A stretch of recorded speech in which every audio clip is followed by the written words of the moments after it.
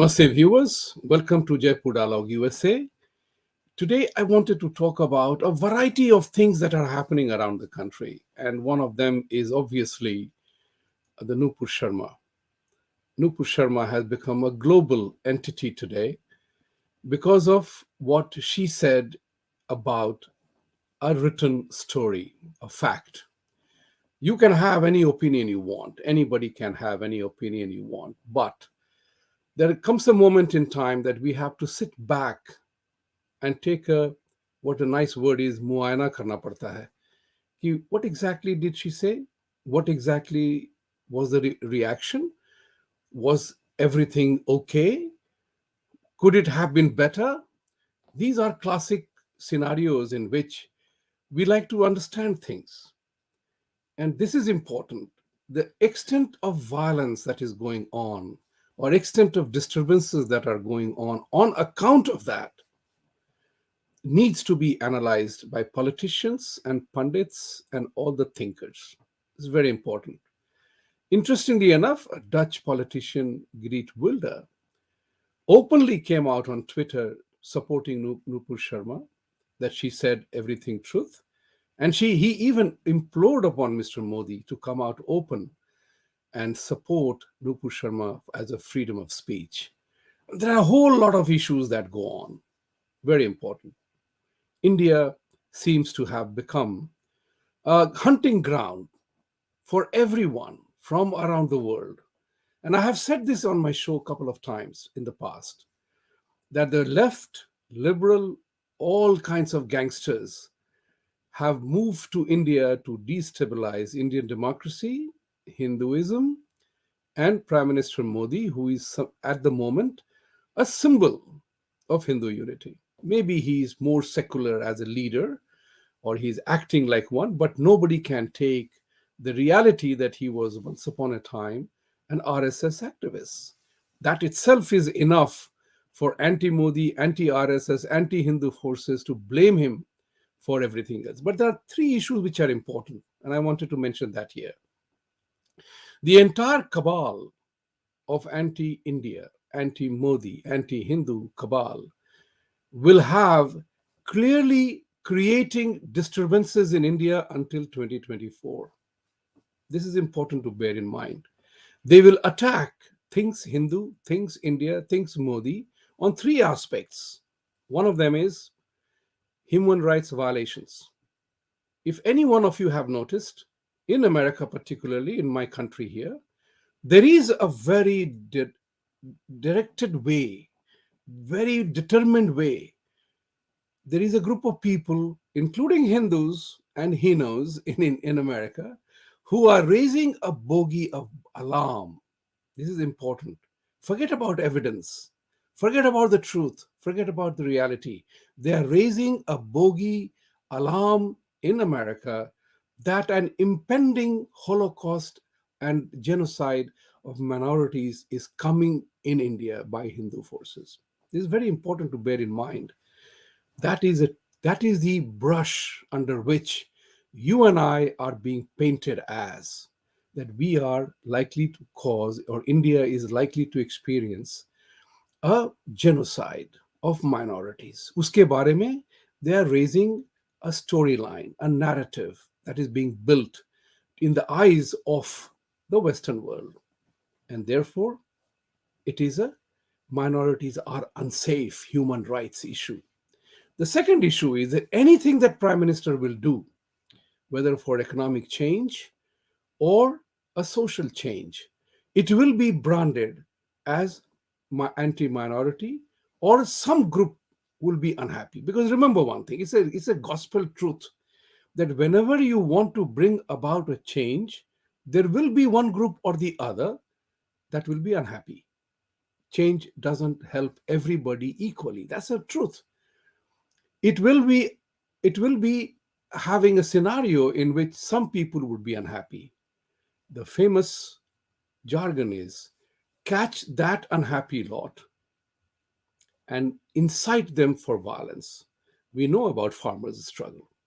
We know about varieties of issues, and you can see that. That's a trend. And the third one is a corollary to these two: human rights and minority rights will lead to the corollary. The third one is the Hindutva is on the rise. The terrorist organization RSS is on the rise, and everybody, it is a death of democracy in India. These are the issues that will be done. And this is one classic example. What Nupur Sharma did, let's bear it in mind. Let everyone know she didn't say anything cooked up. She did not pull out some imaginary theory. She quoted a text about which even Zafar Nayak and others have talked about very proudly. The question is, we are not allowed to talk about it, regardless of whatever. But they can abuse our lords, our gods, our temples, our deities. They have the right to do so because their kalam says to do that. There is another element. You remember the famous Hesbo case in Denmark, where a cartoon was drawn and the cartoonist and the entire media was killed.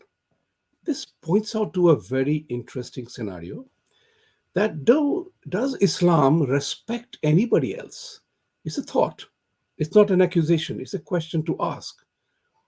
I live peacefully. I don't question anybody else. Do you follow your faith, whether you are a worshipper of Ganesh Bhagwan or Krishna Bhagwan or anybody? I'm not questioning your faith or your process, right? Whether you process, whether it's Muhammad or Jesus, you go ahead and do your stuff. Problem arises when people tell you that your way is the wrong way and my way is the highway, is the only way. That's the problem.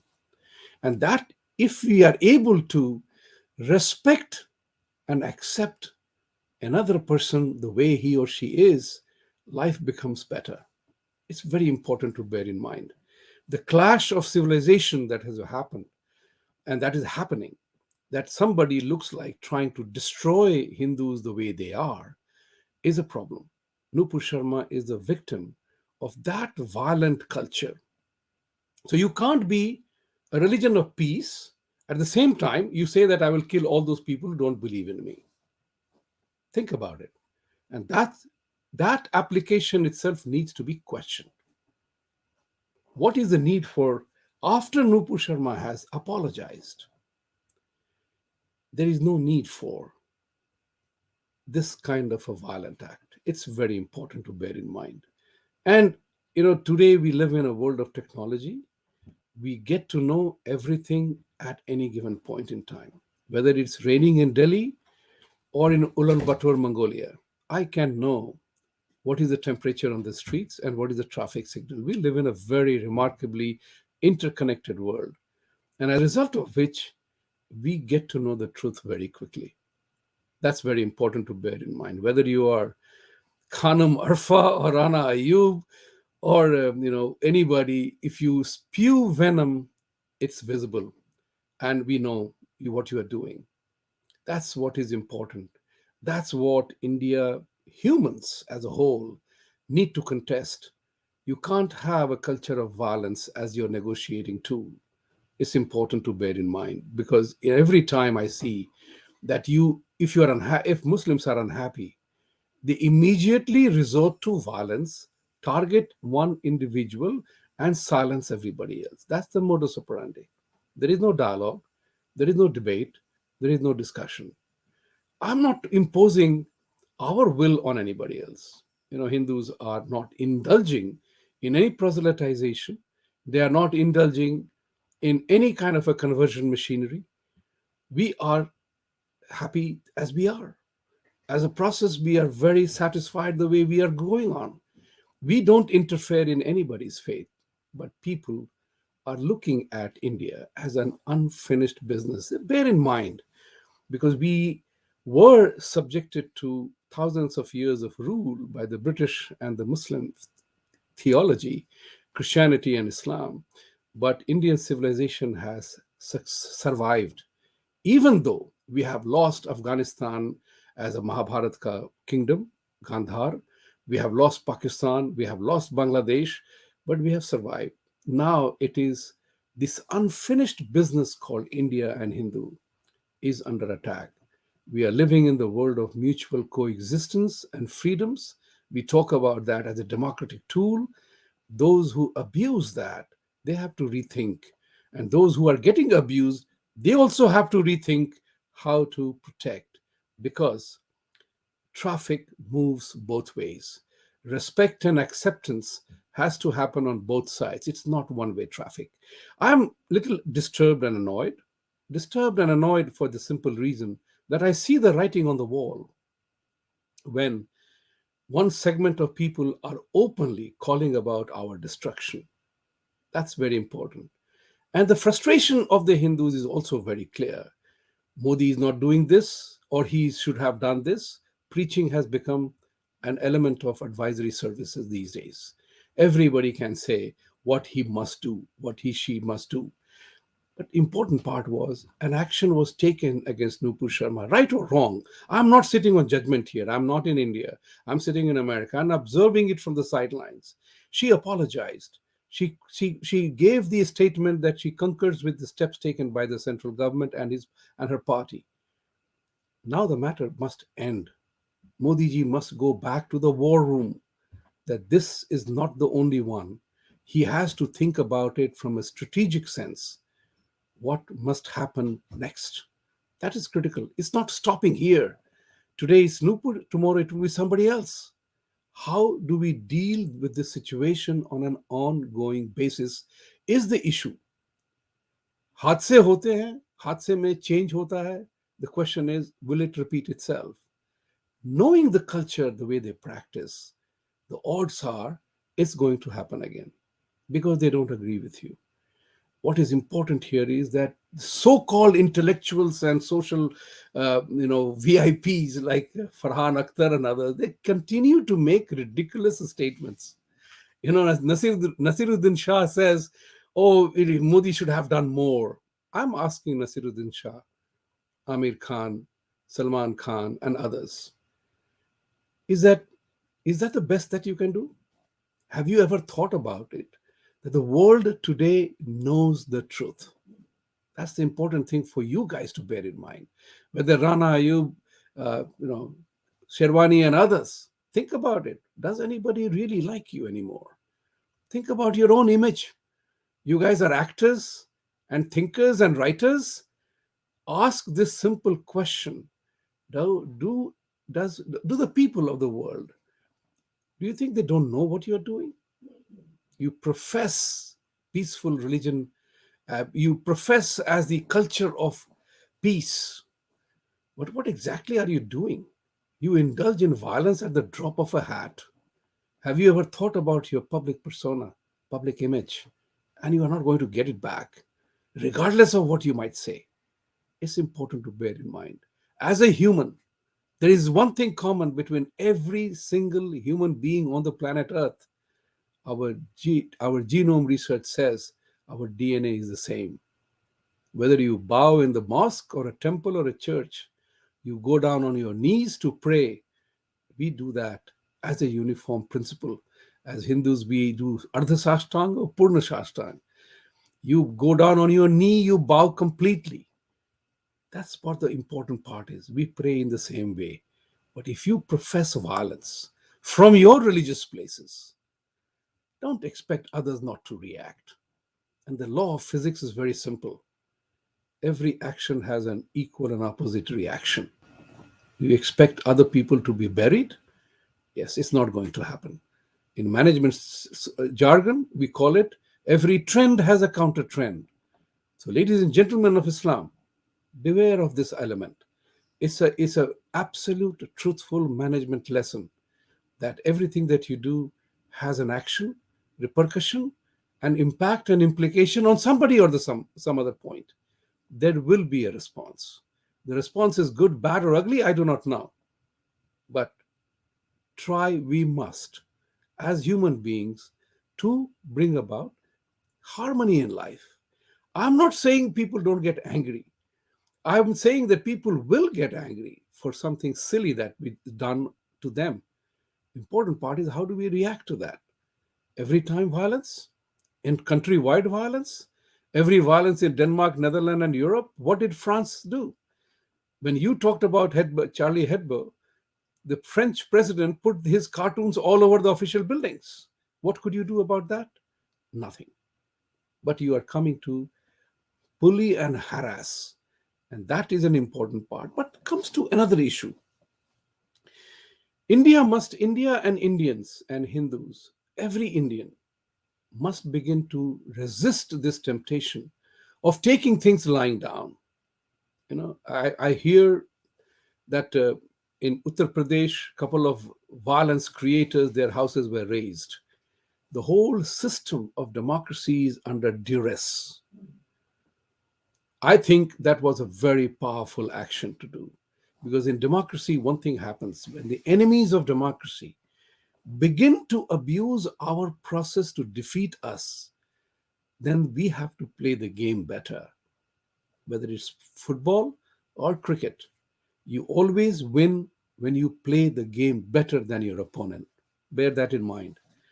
You can't play the game the same way all the time. Conditions make things different. It is important to bear in mind that if we do not play the game better, what is the opposition doing? What are these people doing? They are abusing the very systematic freedoms to their advantage. That's okay. There is a freedom of religion, there is a freedom of speech, but there is no right to violence. You can't destroy public property. You can't destroy individual property. There is a way to protest. If everybody takes a sword, everybody takes a firecracker or AK-47, there will be no freedom protected. That's the important part that everybody needs to bear in mind. And politicians must bear in mind you cannot encourage violence. The history is full of violence on one reason or the other. Mahabharat and Gita say dharma yuddha ki baat hai. It will happen. But the question is, do you give an unreasonable opportunity, do you give in to an unreasonable demand? Effigy burning. Nupur Sharma's effigy was hanging by the tree, and vicious statements were made. I'm asking, whichever state that was in, is the state government taking cognizance of that fact and taking action? What was disgusting was one of the commentators on Twitter said, your heart bleeds because of hanging off an effigy, but you were, but when a real Muslim is killed, then where is the bleeding part? Now, the important part was there is a obfuscation of the issue. Just showing a dead body and comparing it with another incident in incitement to violence are two different things. That dead body was a result of something else, whereas this particular effigy is something else. This is what is to be borne in mind: propaganda. The people who present themselves as policy experts. That has become, these days because of television, people are looking at many people to comment on issues. And as a result of which, they all look for experts and famous people. The result is there are so many self appointed experts, policy experts in every field. And all they do is they are propaganda specialists. Bear that in mind. I said it here. The policy experts, the so called policy experts, are nothing else but propaganda specialists. And that has to be borne in mind. The other issue which come to my mind is often people will say, oh, India can't do this or India can't do that because of our need for oil from Middle East, right? The important thing to bear in mind that those who are giving us oil, they also need food, cheese, milk, and butter. They're not producing that, they're buying it. Their earnings from oil go to buy the economic goods that people will survive. You can't eat oil, you can't drink oil, nor can you eat your oil cake. It's to be borne in mind, India has made significant investments. There is a problem, though, here. There is a problem here primarily because even from a position of strength, you give in, you lose your ground. It has to be an equal respect and equal assertion of facts. Yes, I buy oil from you. You buy so many more stuff from us. If you want to punish me because of something else, either change your text or investigate the truth. You can't do one way bullying of a country and a 1.3 billion people, minus those who don't agree with the concept of India. This is important part, very, very significant. And let's kind of come to terms with one more element. And that element is that international geopolitics is very vicious. There are three incidents I pointed out to you that Mr. Modi took independent view on that. This is very critical because you do not know who is nudging whom to take an action. So Qatar and Kuwait, they were unhappy about a spokesperson of the party making a reference, maybe emotionally surcharged, about a particular truth. It's established. I'm not saying it. Zakir Naik said that. I'm quoting Zakir Naik. He's very proudly said about the issue that he talked about 6 year old, 9 year old. You know that. I didn't say it. I didn't make it up. Now, if I talk about that, then I'm indulging in Islamophobia and whatever you call it, blasphemy. Not true. If you say that don't interfere in my domestic matter, that's fine. Then I will also ask you don't interfere in my domestic life. And that's the question to be asked. That if you do not want to be questioned about yours, don't question mine. This is where you establish equity and equality. It is very important for us to bear in mind. You have right to question under freedom clauses about what I do, why I do. I will give you an explanation. You may buy it, you may agree with it, but there comes a moment in time, if I ask you the same question, don't tell me I'm suffering from a disease. That's not acceptable. And that's the critical element. Establishing equity and equality is a function of respecting the differences that exist. The same sun shines, it has different impact in Alaska, in Siberia, or in Africa, or Phoenix, Arizona, or India. It doesn't shine in the same way on each geographical region. That's to be borne in mind that we are all different. And if we do not respect individual differences, then in that case, the whole concept of equity and equality is meaningless. If you say, I am the only, just think about it in another way. Can any particular country or region claim that their food is the best food in the world? No. I have had the privilege, and I'm sure all of you do. We have varieties of food. Each food that is there has its own peculiarity, its own taste, your own spices that makes it different. I have had Ethiopian food, I have had Arab food, I have had Filipino food, I have had Malaysian, Chinese, Thai, name it, Italian, French, American burgers, or an Indian. Can we categorically say that this is superior to the other? You can say, I like that one more than this. Fair enough. We can have our list of likings, but we can't categorically say that this is the ultimate best.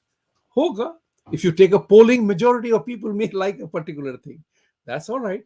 But there is always certain number of people who will say that something else was more preferable. Who is right and who is wrong? That's the question that we need to ask each one of us. Mutual coexistence happens when we respect everybody.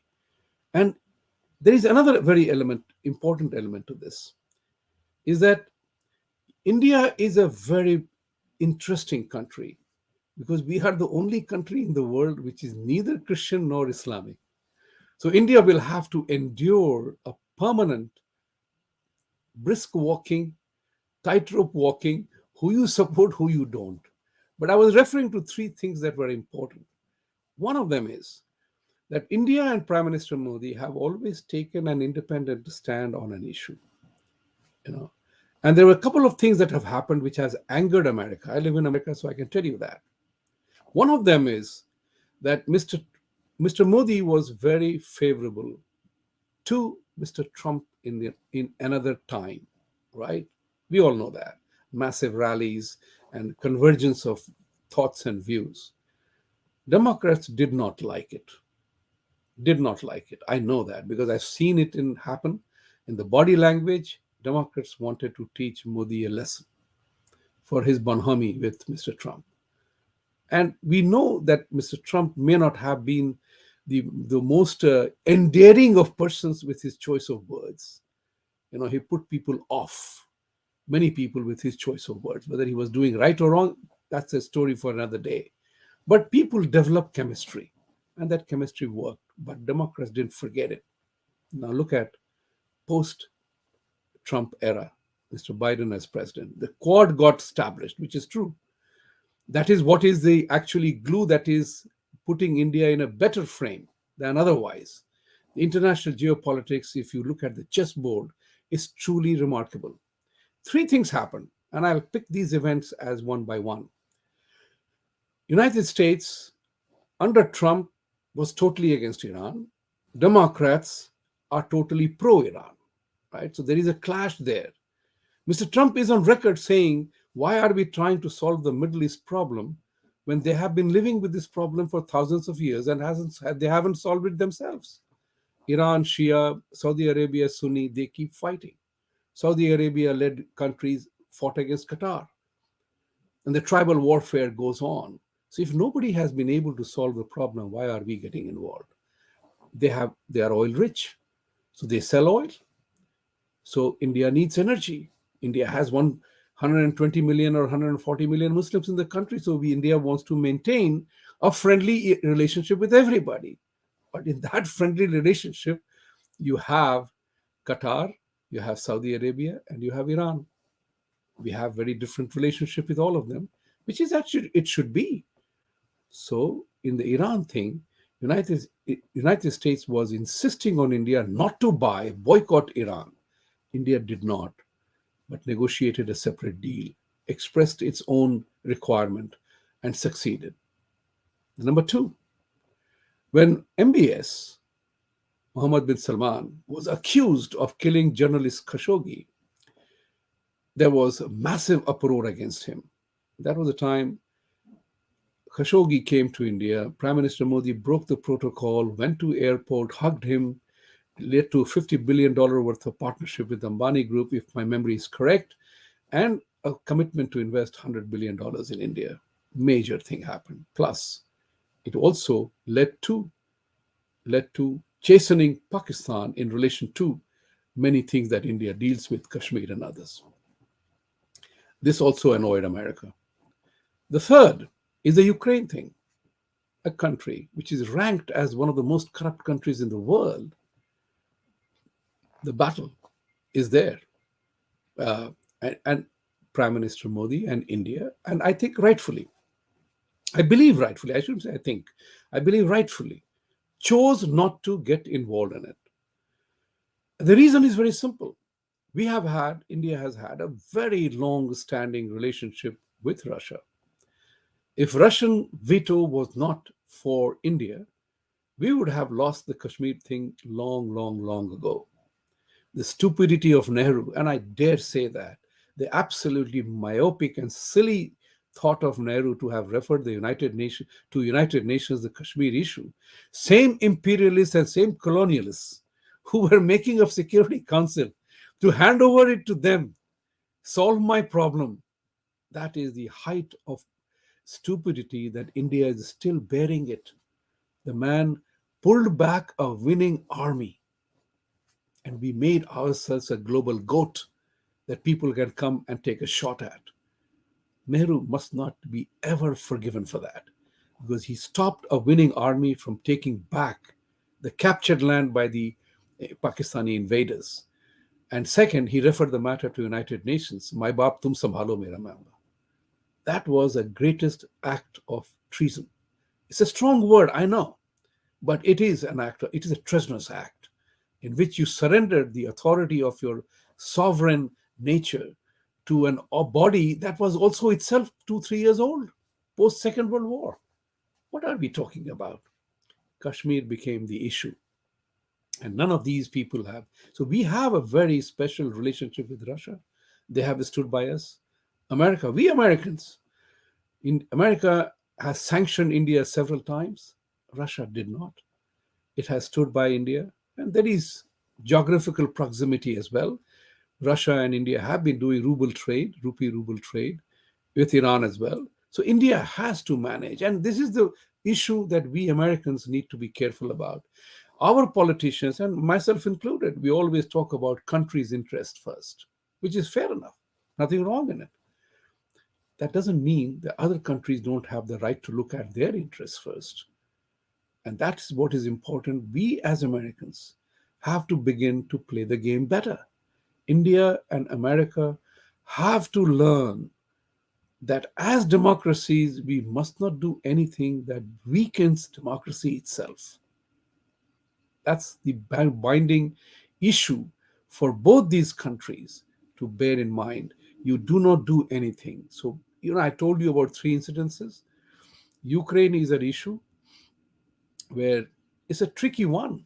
It's a very tricky one. If you want to know more about it, Oliver Stone has made a movie.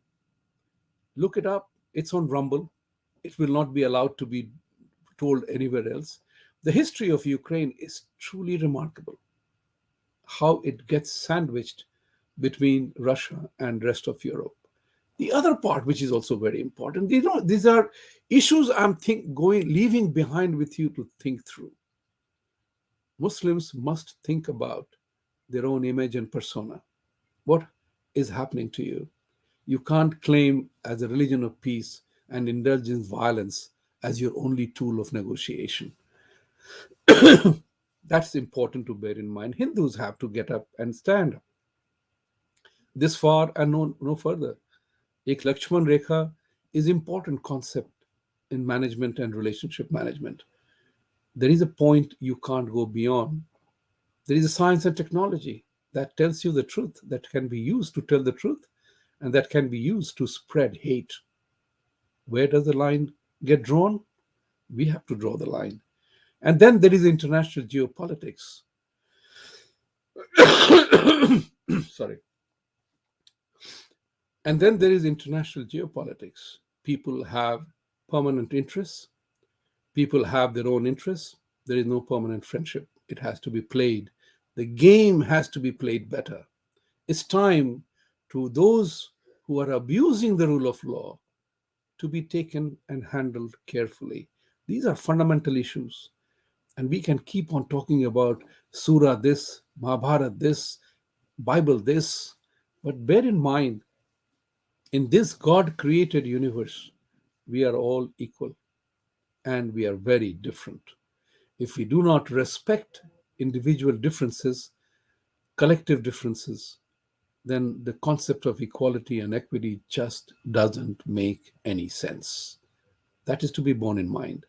My dear friends, we can talk, but we have to be aware. I am constantly thinking about what Swami Vivekananda said: arise, awaken, and assert. That's very important for all of us. Arise, awaken, and assert, and act. The fourth A is mine. So, point which I'm trying to say is that if you know what you know, you got to do something about it. Remember one more thing. You did not get your driver's license because we memorized the driving manual instructions. Remember that. You did it because you practiced driving. Very simple example. Giving a criticism sitting in your chair or having a beer or a coffee is the easiest thing in the world. When it comes to doing it, that's what makes it tough. And my suggestion to all of us is it's time to question the validity of the action of some. And I've said it on my tweet, that if you do not want to quote, don't criticize me. You have just as much right to criticize me as you have an option not to do so, just as I have. I'm not criticizing you. I'm only pointing out where the problem lies. Fix your problem. If you don't fix your problem, don't expect me to solve your problem. As simple as that. It's very, very simple. So, people who are anti Modi, his supporters who have turned against him that he did nothing, Mr. Modi also needs to be aware. Nobody is not supporting him. This is the important part. It's very important that just because I disagree with something doesn't mean I don't like you. I'm only talking about that element of your action. So if Prime Minister said nothing on West Bengal violences, if Prime Minister said nothing on the Sadhu killings in Maharashtra, if Prime Minister is not saying a word about Rana Ayub, Sharfa Khanum, and others who are inciting violence through hate and bogus statement, then don't punish Nupur. Establish that fairness, the fair play. Everybody says that. It's like, people have expectations from you. It's not easy to run a country like India. Ask somebody who runs a family or runs a business. It's never easy to run a thing as complicated as India is.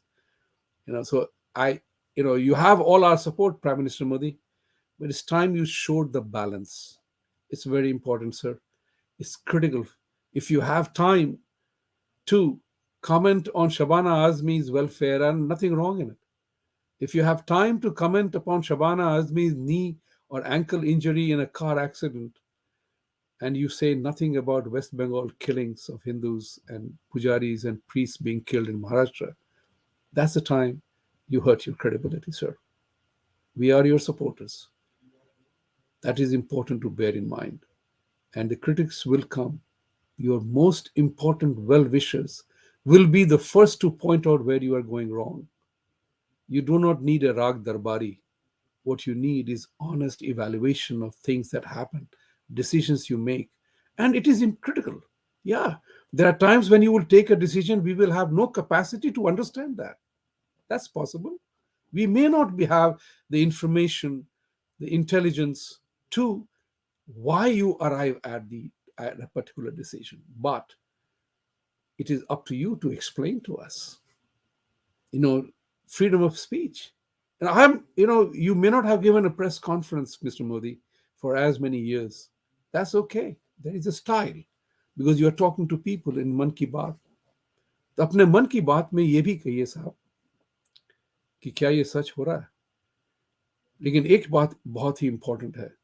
जिस दिन से आपने you have surrendered the strength of your slogan सबका साथ सबका विकास and added Sabka Vishwas, earning Sabka Vishwas, you defied a logic of democracy. You defied a logic of democracy where you will have people will never agree with you. Ask Rahul Gandhi to agree with you. Look at that man. He talks about India being a union of states. Is it idiocy or a vicious or a venomous act? Is what we have to think about. Ladies and gentlemen, this is a special show. I touched upon several issues. I want you to think about it, because unless and until we act on the information, knowing what we know, we will be bullied. Violence is not the way. If you are professing violence as your only response, that means you are weak, and it has to be fought. And we have to arise to fight. We have to act to fight. We have to get ready to resist that. And that's the important part. Politics will continue to play. Those who are in the weak spot, they get violent very easily. Those who are strong and they know their truth, they know what to tell, when to tell. Negotiations happen with mutual understanding and respect. This is the time for India to rise. Absolutely. Everybody to arise and call the evil the way it is. Thank you very much. Please like, subscribe, press the bell icon, and support us, because we are bringing issues before you which perhaps nobody talks about. This is the important part. My last appeal is to the Muslims of the world around, whether you are ex or hardline follower. Worry about your image, because in genuine terms, I can tell you from the ground, people have begun to dislike Islam the way it is practiced. The way it is practiced. That's my message. Don't come to my home and tell me that I'm wrong. Eat what you are served. Very simple issue. Do not tell others what to do and that you are the only one who is the chosen one. No, no, no. God chose me too. With these words, with these food for thought, we'll talk again. See you soon. Satyamev Jayate. Thank you.